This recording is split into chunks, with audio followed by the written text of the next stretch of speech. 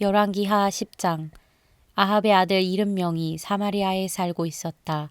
예후가 편지를 써서 사본을 만들어 사마리아에 있는 이스라엘의 관리들과 원로들과 아합의 아들들을 보호하고 있는 사람들에게 보냈다. 너희는 너희가 섬기는 상전의 아들들을 데리고 있다. 병거와 말과 요새화된 성읍과 무기도 가지고 있다.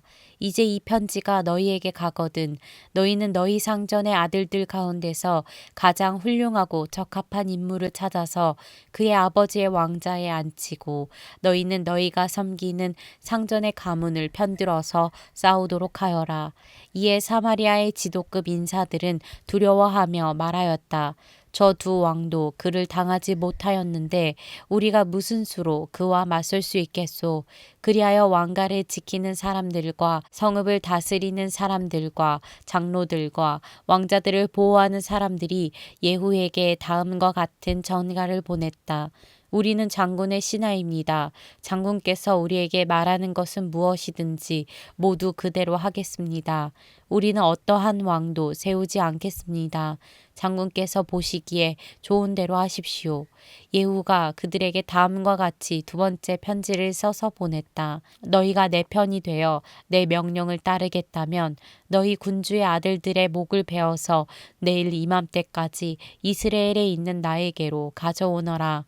그때의 왕자들 70명은 그들을 키워준 그 성읍의 지도자들과 함께 있었다. 편지가 성읍의 지도자들에게 전달되자 그들은 그 왕자들을 잡아서 70명을 모두 죽인 다음에 그들의 머리를 광주리에 담아서 이스라엘에 있는 예후에게 보냈다. 전령이 와서 예후에게 그들이 왕자들의 머리를 가져왔다고 알리니 예후가 말하였다. 그 머리들을 두 무더기로 나누어 아침까지 성읍 어귀에 두어라. 아침이 되었을 때에 예후는 나가서 모든 백성에게 말하였다. 나는 내 옛 주인에게 역모를 꾀하여 그를 죽였습니다. 백성에게는 아무 잘못이 없습니다. 그러나 여기에 있는 이 모든 사람은 누가 죽였습니까? 백성 여러분은 아합의 가문을 두고 말씀하신 주님의 말씀이 그 어느 것 하나도 땅에 떨어지지 않았다는 사실만은 알아야 합니다. 주님께서는 그의 종 엘리야를 시켜 하신 말씀을 모두 이루셨습니다. 그런 다음에 예후는 이스라엘에 남아있는 아합 가문에 속한 사람을 모두 쳐 죽였다. 또 아합 가문의 관리들과 친지들과 제사장들을 하나도 남기지 않고 모두 죽였다. 그 다음에 예후가 이스라엘을 떠나 사마리아로 가는 길에 베데켓 하로임에 이르렀다. 예후는 거기에서 이미 살해된 유다의 아하시아 왕의 친족들을 만나 그들이 누구인지를 물었다. 그들이 대답하였다. 우리는 아하시아의 형제들로서 이세벨 왕후와 왕자들과 왕의 친족들에게 문안을 드리러 내려왔습니다. 그러자 예후는 그들을 생포하라고 명령하였다. 부하들은 그들을 생포하여 베데켓의 한 구덩이에 넣어 죽였는데 무려 42명이나 되는 사람을 한 사람도 살려두지 않았다. 예후가 그곳을 떠나서 가다가 그를 만나러 오는 레갑의 아들 여호나답을 만났다. 예후가 그에게 안부를 물으며 말하였다. 내가 그대를 진심으로 믿듯이 그대도 그러하오. 그러자 여호나답이 그렇다고 대답하였다. 예후는 그렇다면 손을 내밀라고 하였다. 그가 손을 내미니 그를 수레에 올라오게 하였다. 그런 다음에 예후가 말하였다. 나와 함께 가서 주님을 향한 나의 열심이 어느 정도인지를 보도록 하시오. 예후는 여호나답을 자기의 병거에 태워 나란히 앉았다. 그리고 그는 사마리아에 이르러서 거기에 남아있는 아합의 지지자를 모두 죽였다. 이 모든 것은 주님께서 엘리야에게 말씀하신 대로 이루어진 것이다. 예후는 백성을 다 모아놓고 말하였다. 아합은 바알을 조금밖에 섬기지 않았지만 이 예후는 그보다 더 열심으로 섬기겠습니다. 그러니 이제 바알의 예언자들과 종들과 제사장들을 모두 나에게 불러다 주십시오. 바알에게 성대하게 제사를 드리려고 합니다. 그러므로 한 사람도 빠져서는 안 됩니다. 빠지는 사람은 어느 누구든지 살아남지 못할 것입니다. 예후는 바알의 종들을 진멸하려고 이러한 계책을 꾸민 것이다. 예후가 계속하여 말하였다. 바알을 섬길 거룩한 집회를 열도록 하시오. 그러자 집회가 공포되었다. 예후가 이스라엘 모든 곳에 사람을 보냈으므로 바알의 종들이 하나도 빠지지 않고 모두 왔다. 그들이 바알의 신전으로 들어가자 바알의 신전은 이 끝에서부터 저 끝까지 가득 찼다. 예후가 예복을 관리하는 사람에게 거기 모인 바알의 종들이 입을 예복을 모두 가져오라고 명령하였다.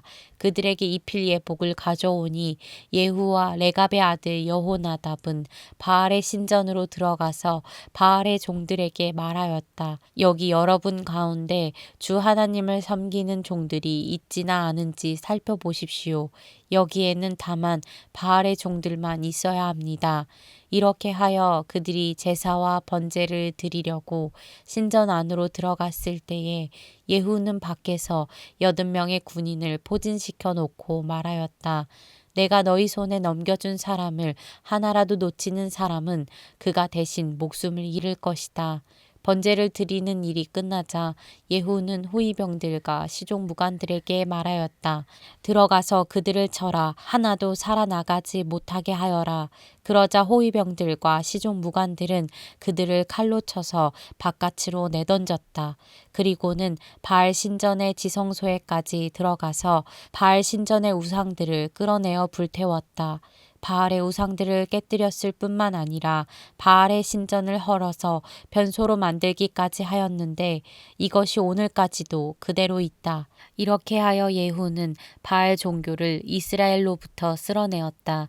그러나 예후는 베델과 단에 세운 금송아지를 섬겨 이스라엘로 하여금 죄를 짓게 한 느밧의 아들 여로보암의 죄로부터 완전히 돌아서지는 못하였다.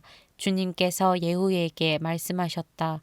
너는 내가 보기에 일을 바르게 잘하여 내 마음에 들도록 아합의 가문을 잘 처리하였으니 내 4대 자손까지는 이스라엘의 왕위를 지키게 될 것이다. 그러나 예후는 주 이스라엘의 하나님의 율법을 지키는 일에 마음을 다 기울이지는 못하였고 이스라엘로 죄를 짓게 한 여로보암의 죄로부터 돌아서지는 못하였다. 이때부터 주님께서는 이스라엘을 조금씩 찢어내기 시작하셨다. 그래서 하사엘이 이스라엘의 국경 사방에서 공격해왔다. 그는 요단강 동쪽 지역인 갓 사람과 르우벤 사람과 므낫세 사람이 있는 길르앗의 모든 땅, 곧 아르논 강에 맞붙어 있는 아로엘에서부터 길르앗과 바산까지 공격하였다. 예후의 나머지 행적과 그가 한 모든 일과 그가 권세를 누린 일들은 이스라엘 왕 역대 지략에 모두 기록되었다. 예후가 죽으니 사마리아에 안장하였고 그의 아들 여호아하스가 그의 뒤를 이어 왕이 되었다. 예후는 사마리아에서 28해 동안 이스라엘을 다스렸다. 열왕기하 11장. 아하시아의 어머니 아달랴는 아들이 죽는 것을 보자 왕족을 다 죽이기 시작하였다.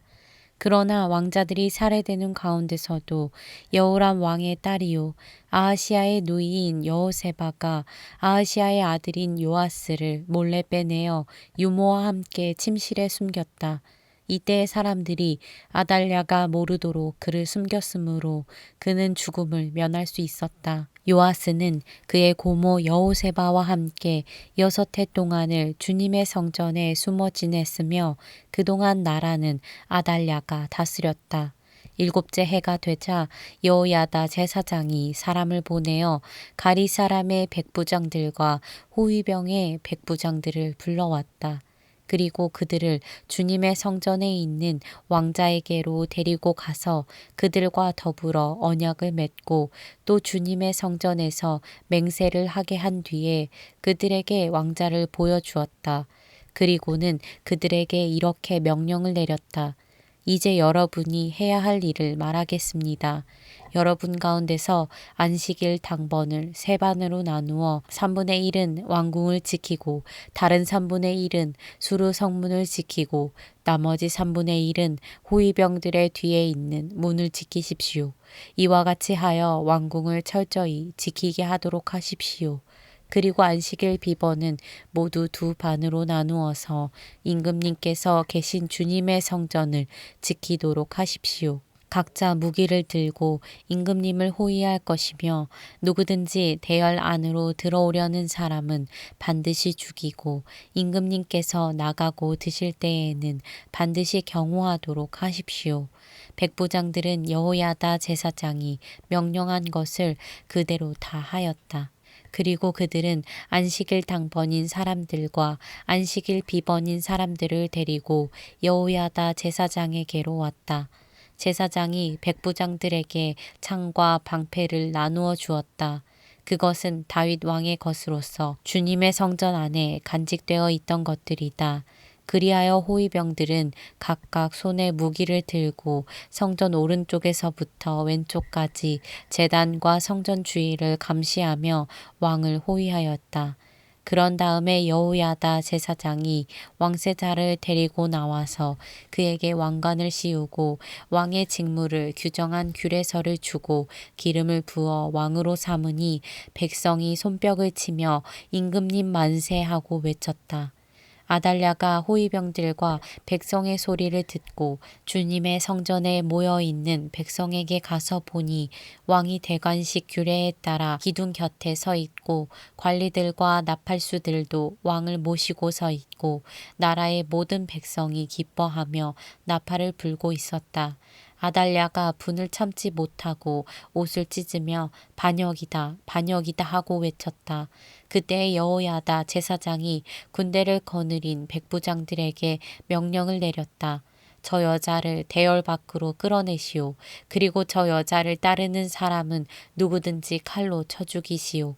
여호야다가 주님의 성전에서는 그 여자를 죽이지 말라고 하였으므로 그들은 그 여자를 끌어내어 군마가 드나드는 길을 통해 왕궁으로 들어가 거기에서 그 여자를 처형하였다.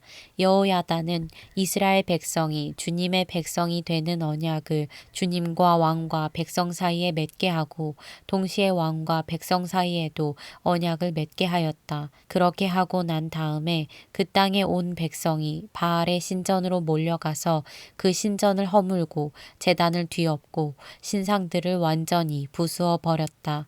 또 그들은 제단 앞에서 바알의 제사장 맏단을 죽였다. 그리고 여호야다 제사장은 주님의 성전에 경비병들을 세웠다.